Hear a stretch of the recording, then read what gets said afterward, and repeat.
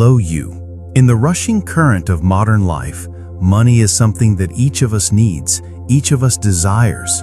It is present in every breath, every decision of each person. Yet have you ever stopped and asked yourself, why are there people born already surrounded by money, possessions? There are some who, no matter how hard they strive, still feel not enough to live, struggling forever with earning a living.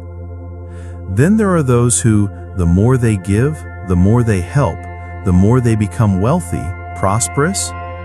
And there are those who, the more they try to hold on, the more afraid of loss, ultimately they fall into poverty, indigence. From the profound viewpoint of Buddhist Dharma, money is not simply paper, lifeless numbers. It is an expression of a flow of karma, results from actions in the past and the present. At the same time, it is also the crystallization of merit that we have cultivated. So after all, is money karma or merit?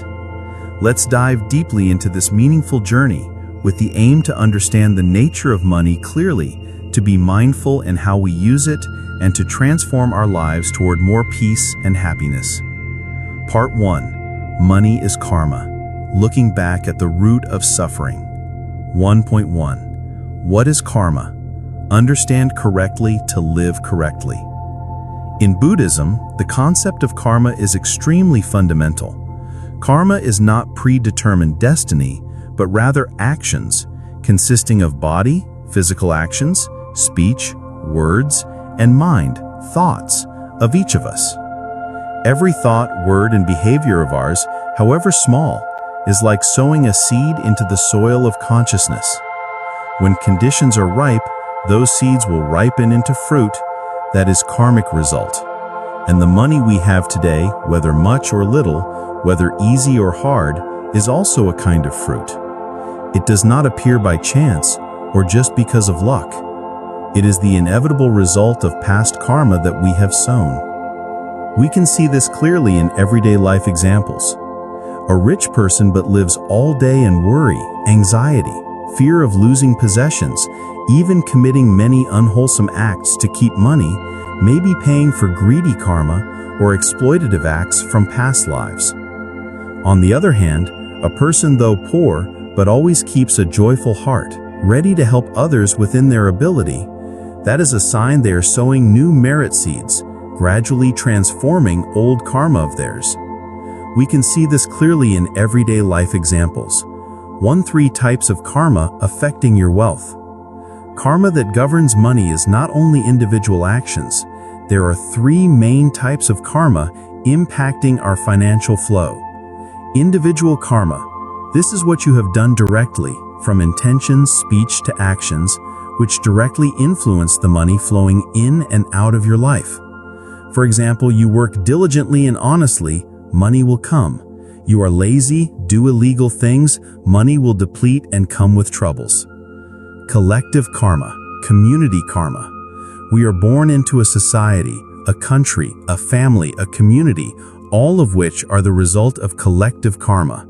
For instance, an economic recession affects everyone. Even if your individual karma is good, you will still be affected somewhat. Present karma. The most important is how you live, how you act in each present moment. The actions you do today can create new karma, help dissolve old karma, transform your financial flow. Examples, lessons of cause and effect. Look at stories we often see.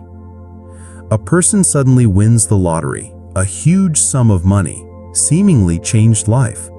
But just a few years later, they are penniless, even falling into depravity, prison. This may be merit from the past exhausted, or due to misuse of money, creating extremely bad new karma, causing loss of everything.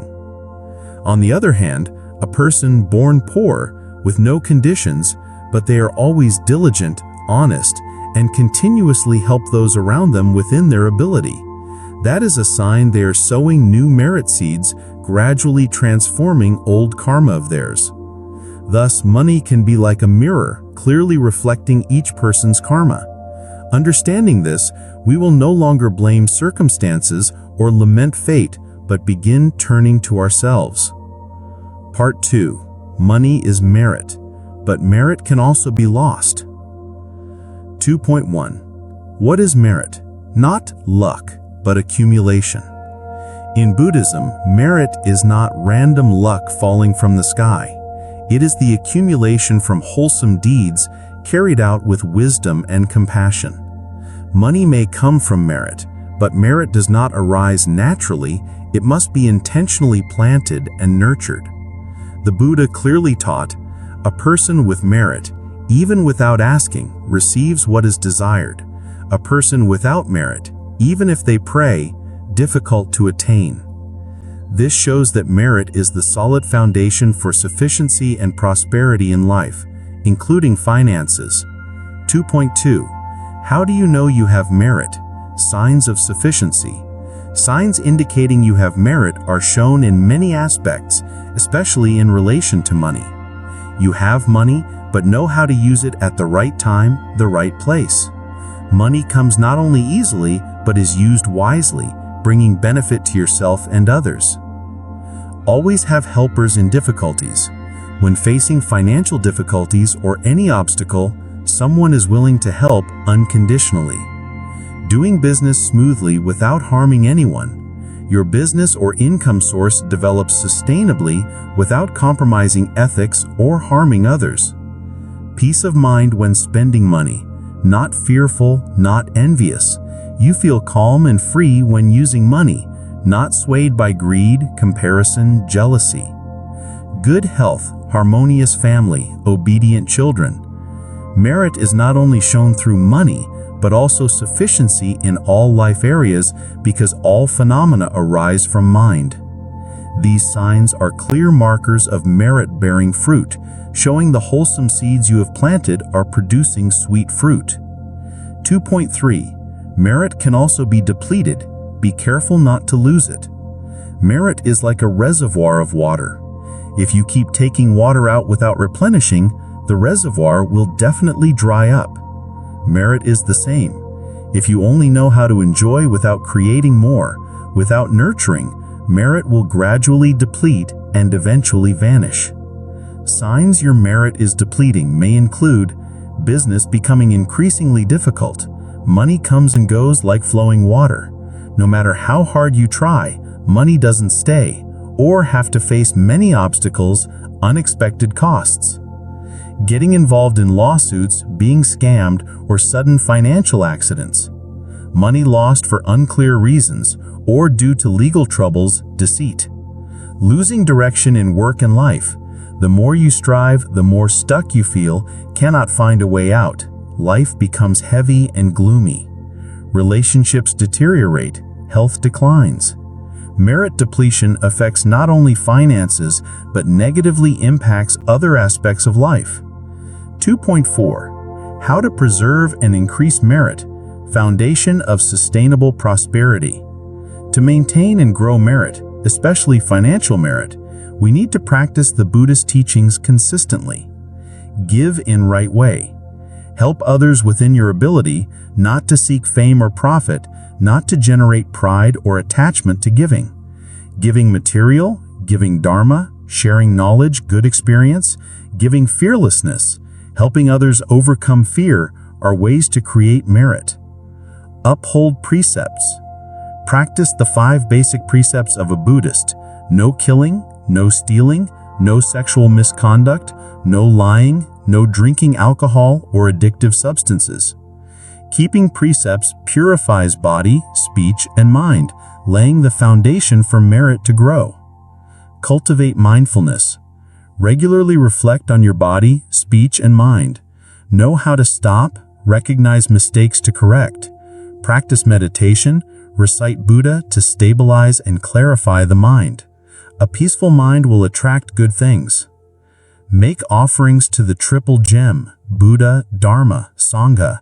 Support parents and help the poor without seeking fame or profit. These deeds create immeasurable merit because they arise from sincere gratitude and compassion. The Buddha taught, A person who knows how to cultivate merit, even if poor today, tomorrow certainly will be sufficient and prosperous. Remember, merit is not something distant. It is created from your wholesome, righteous actions each day. Part 3. Money is merit if you cultivate, karma if you delude. 3.1. Money is not bad nor good. It depends on the user. Money itself is just a tool, a means of exchange. It has no good or bad nature. Good and evil lie in the mind and how we use it. In the hands of a mindful, wise person, money becomes a means to do good, build a better life, help others, and serve the community. In the hands of a deluded person, driven by greed, money becomes a chain that binds, pushes them into a whirlpool of desire, suffering, even causing wrongdoing. Remember the familiar saying, money is a good servant, but a terrible master. If we master money, it serves us. If we let money master us, we become its slaves. 3.3. How to use money to grow merit. The art of giving. Using money wisely not only helps us escape suffering, but also grows merit sustainably. A. Help the right people at the right time in the right way. Instead of casually giving money, help them to stand up by giving tools, knowledge, so they can overcome difficulties on their own. That is giving with wisdom. B. Do not flaunt or cause division because of money. Money is not for proving one's worth or creating division between rich and poor. Use money to realize genuine values, sharing, unity, love. C. Invest in education, health, spiritual practice. These are invisible assets that never lose. Investing in learning, increasing wisdom, training health, and especially spiritual cultivation, these are investments yielding lasting benefits, not only for this life, but for countless lives to come. D. Spend mindfully. When shopping, ask yourself, do I really need this item? Does it bring real value or just momentary satisfaction? Avoid waste and extravagance, because waste is also a way to deplete merit. 3.3. When money is karma, what should you do to transform? If you feel money is a burden, a source of suffering, that may be a sign of bad karma manifesting. At this point, the most important thing is that you need to look back at yourself. Sincerely reflect whether you are using money in the wrong way. Have you been greedy, dishonest, or overly attached to money? Correct your actions. Recognize mistakes and stop any actions that harm others for money or negative thoughts about money. Persist in doing good. Transform the karmic stream through persistent spiritual practice and righteous deeds. Even the smallest charity act is a good seed being planted. Dedicate merit.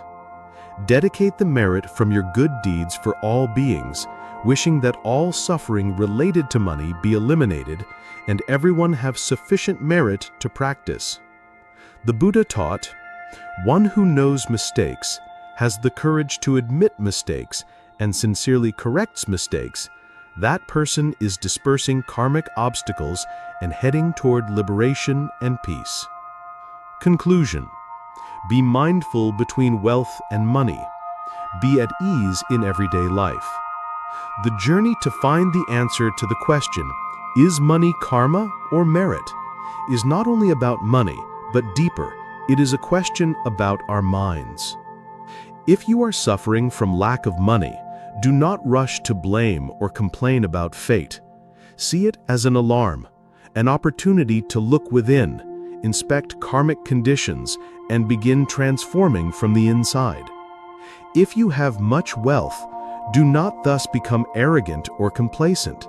Regard it as a precious opportunity to sow more merit, use your assets for the benefit of life, and always keep a humble, contented heart. And if you are on the path of learning how to use money mindfully, know where it comes from and where it goes, then you are on the right path. the path of one who knows how to live, knows how to give, and knows how to cultivate. Remember, money is not the enemy that you must hate or avoid, nor is it the only savior to place all faith and happiness in. Rather, money is an incredibly clear mirror reflecting your karma and merit. When money comes, don't be overly joyful, don't cling. When money goes, don't suffer too much, don't despair.